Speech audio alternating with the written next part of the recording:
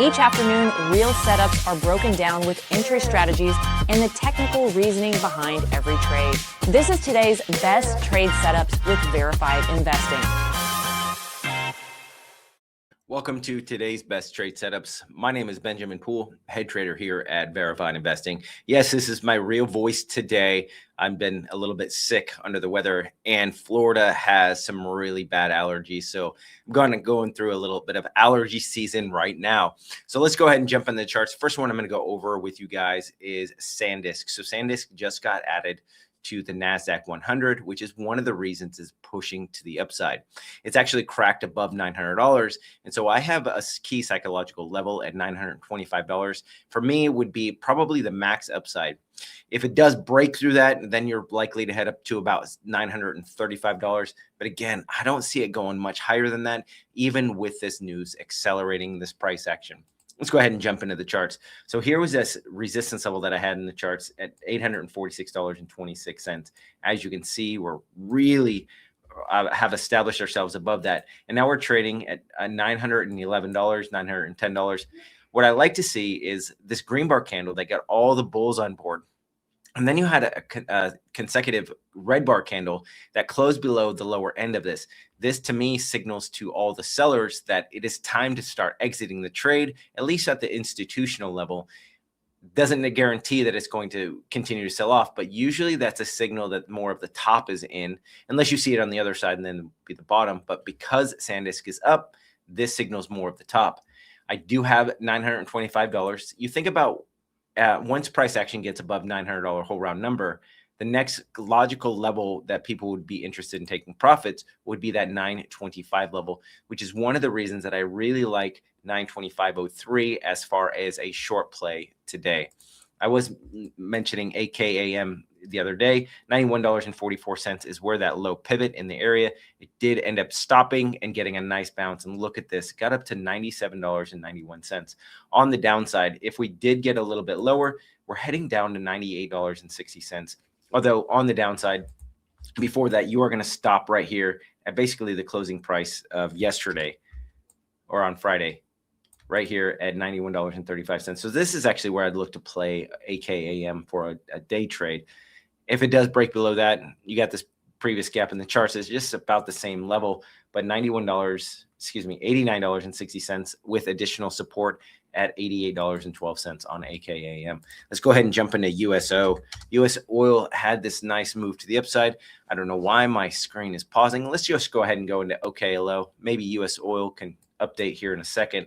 Downsloping trend line I'm monitoring. Pivot top here, secondary hit. Look at how price consolidated right underneath this trend line. And finally, we broke out on Friday. Today, if we close above for $52.24, this would be a confirmed breakout. So for me, that's not necessarily the level that I'd look to get into. OKLO, I would wait for a retrace down to this downsloping trend line. If we could pick this up after a confirmation around $47.24 or wherever this hits this downsloping trend line, that for me would be a great long level, knowing that I could possibly take a trade all the way up to $61.86. SMR had this huge push to the downside. We're still monitoring this downsloping trend line. So here's a pivot top here, secondary hit, kiss here, third hit, fourth hit, fifth hit. Look at how many times SMR is continuing to stay underneath this downsloping trend line. This gives us an idea of that the bears are in control. And now what we need to do is we need to get above $9.66, recapture this support level. And then also, if we can break this downsloping trend line, confirm above, similar to what I'm thinking OKLO can do, that's not necessarily where we're going to get in. We're going to wait for a breakout, confirmation, and a retrace to the scene of the crime. So that way it gives us a clear entry point and a clear exit point. On the way down, if we do not get above this downsloping trend line, we are going down to $8.29. That's going to be your first level of support. If we zoom out in the charts, as you can see, there was a ton of price action right here at $8.29, and then additional price action right here at $7.58. And our final double bottom area, a couple different pivots, previous gap in the charts at $6.89. So those are the levels I'm looking to get into today. If we can get another sell-off, again, that would be $8.29 for that first level on SMR. We're going to continue to monitor this down sloping trend line and see if we can get price action back above that. IGV. So we had this huge tech sell-off in the markets on Friday, actually Wednesday, Thursday, and Friday. And I was mentioning that this horizontal trend line had been a lot of support. It did close below it on Thursday, and then Friday, it technically confirmed below.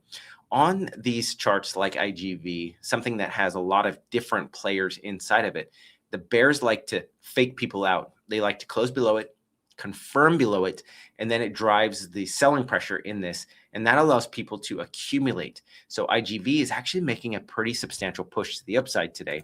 Look at this. We're looking to recapture the $76.96 level. That would be the area that price action needs to get back above, reconfirm above, and then retrace this support level was resistance. Now, once we get above and confirm, that will be support again. And then the IGV can really take off to the upside. So what I'm going to do is I'm going to draw a trend line that connects the pivot top here, secondary pivot here. And this is where the resistance level is going to be on the IGV. First hit, second hit, third hit, fourth hit, fifth hit. Try to break above, got a rejection. And then all of a sudden, this is going to be our rejection level. So similar to the other charts I was mentioning, I need a breakout of this downsloping trend line, confirmation, and then look to replay it at a retrace as seen in the crime as $76.69. That would be the ideal situation. And if we do close below this again on a daily closing basis, then the bears are in control and they're going to continue to push the price action down. Overall, I am a little bit more short-term bearish on the IGV as well as all the tech software sector. So SPX did have a nice move up a little bit. We were higher. Now we're slightly negative on the morning section. So if you zoom out in the SPX, here's this upswing parallel channel that I'd mentioned. Look at the midline. This has been a lot of support and or resistance depending on where the price action is coming from. So I still think that the SPX has a little bit further upside. If we can get up to about this gap fill right around $6,906, this would be the level that I would be looking to short not only the SPX, but pretty much a large majority of the markets. And that for me would be the max upside. Now, I always have to take a look at what's going on in the markets. If we do some price consolidation right underneath that upswing trend line or the midline, then I would look to exit some of my positions after taking some profits. That's going to be the key resistance level on the SPX. Hold on.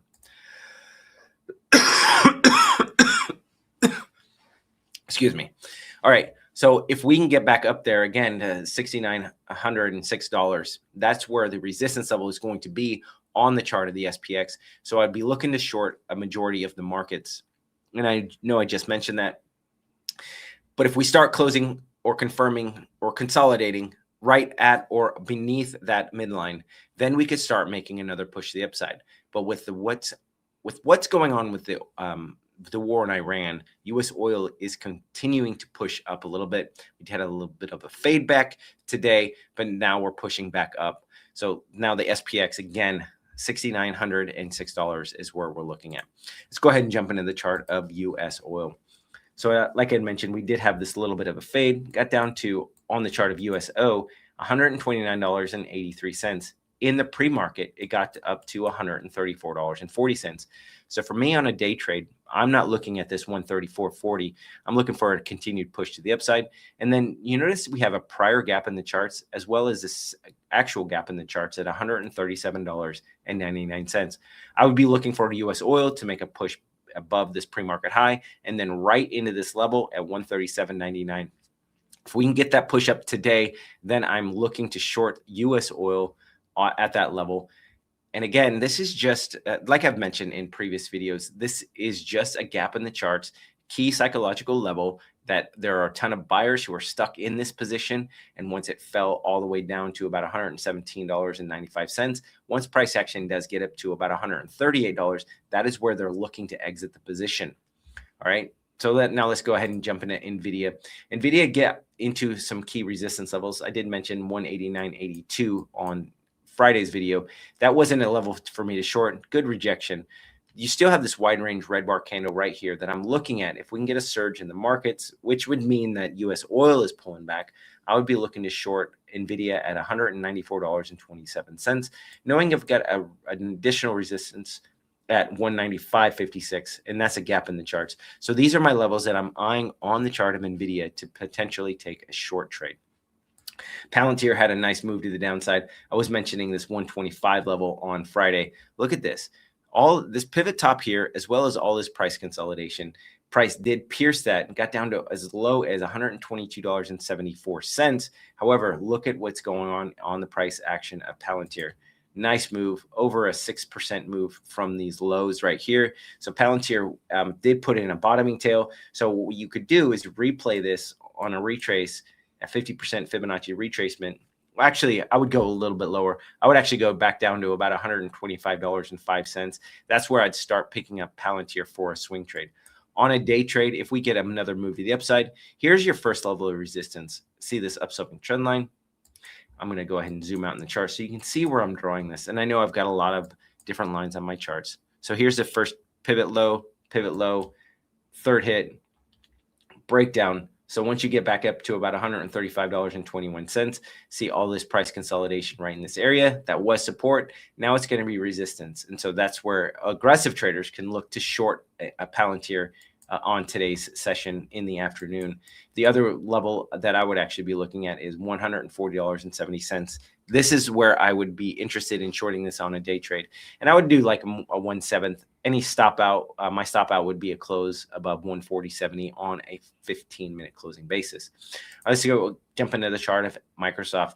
I did think that there was going to be a little bit further downside on Microsoft.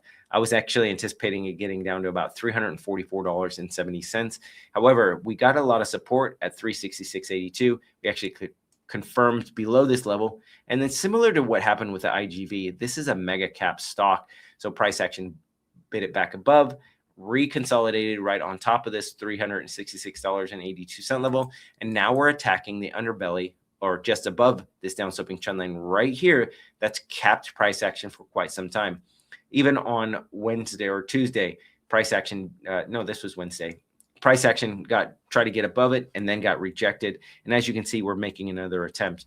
This doesn't guarantee that we're going to break out on Microsoft. Similar to what's going on with OKLO, I'd be looking for not only a closing price today, but a continuation move to the upside. If we can close above this high pivot point at 385.27, then I would look for that as a confirmation. And then I wouldn't get in there. I'd wait for a retrace back down to about $366.82. And then again, similar with IGV, if it did close below that on a daily closing basis, I would actually look to stop out of that trade. A couple more charts that we're going to go into. Bitcoin, I did mention this downsloping trend line. I don't know why that's in there. All right, this downsloping trend line. And this is what's so beautiful about technical analysis. What you do is you connect pivots, major pivots in the charts, and it gives you an idea of where the trend is going to repeat itself. And so after two hits, you can get an idea of where that third hit is going to be. And so here's that first pivot top, secondary pivot. You extend that, you take this trend line and draw and connect those two pivots. And then all of a sudden, it gives you the third hit of the Bitcoin chart. And I was mentioning it was going to be about 73,500. And as you can see, it hit there. And then look at the sell-off on Saturday and Sunday. So that was a pretty good, well, actually not Saturday, but Sunday had a pretty good sell-off. Now, what we're doing is we're consolidating right underneath this, similar to what's going on with Microsoft. I would be looking for a breakout, recapturing of the $73,005 level, break above that, confirm above, and then I would look to play this either on a retrace to 73,005, or I would look for a retrace to the scene of the crime on this downsloping trend line to enter a trade, knowing that I've got additional support a little bit lower at $65,967 on the chart of Bitcoin. Last but not least, NBIS is making this huge push to the upside. So what I've done is I've on the daily time frame, what we've done is connected this pivot low here, pivot high, secondary hit, third hit, zoom out a little bit more. Here's that fourth hit. So what I've seen oftentimes is price action get above and close above on the fourth hit of an upsloping trend line. So what this does is it gets all the bulls on board and signals to everybody that this is the time to get in. We're about to break out. And so what happens the following day or the following weeks is you get this huge sell-off. And so on NBIS, I think it's reached its max upside at $157, $160. Doesn't necessarily mean that it can't go up to $175, but this is where I would start entering into a short play on NBIS, even not only for a day trade, but a swing trade as well. And the reason that I would do both of them is because it's in a key technical resistance level at those pivot tops. If you connected those, this is the rejection level that I see that's happening on NBIS, and that's going to be happening pretty soon. Okay, so if you're getting something out of this, please make sure you're liking, you're following, subscribing, and sharing with those friends so that way they can get the same market information. And then I've got a couple other things for you. Verified Investing Extras. We have an additional channel so you guys can check out additional content, and it's all free. You can either check it on verifiedinvesting.com or Verified Investing Extras YouTube channel. We also have Verified Investing Pros, another YouTube channel that we are bringing you additional content every single day. So please make sure you're liking, following, and subscribing, and ringing that bell so you can get notified every day the markets are open and every day these videos go out for you guys. So that's what I have for you guys. Thanks for bearing with me and my voice. Hopefully within the next few days, I will get back to it. So there's if you guys want to scan my Twitter and everything, Verified Investing, Twitter pages, there you go, some scan codes. That's what I have for you guys. You guys have a great rest of your day. Take care.